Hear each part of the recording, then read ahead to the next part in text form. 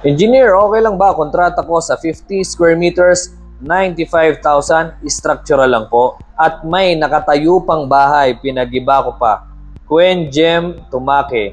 So yung 95,000 mo, tapos pinag-iba mo pa, buddy, sure ako, lugi ka dyan. At baka takbuhan mo lang yung project. Kaya kung ako sa'yo, huwag mo lang, or kausapin mo yung may-ari, nasabihin mo, nalugi ka.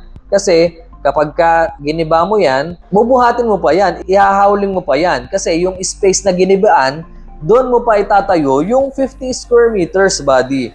So lalabas na lang, magkano na lang. O pagpalagay natin na 15,000 to 20,000 yung giniba mo, yung gastos mo sa giba, sa labor, hakot. So matitirang ka na lang dyan, buddy, na sa 80,000 to 85,000. Yun na lang ang budget mo para sa 50 square meters. Ngayon, yung structural mo, ano ba kasama ng structural mo? Hanggang poste lang ba yan? Hanggang biga lang ba yan ng bungalow type? Baka naman mamaya kasama pa hollow blocks doon.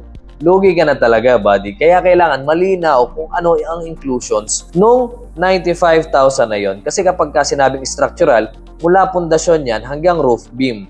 Minsan kasama trusses, depende sa usapan. Pero yung hollow blocks, usually, hindi nakasama yon, buddy. And this is Yuri, your builder, buddy.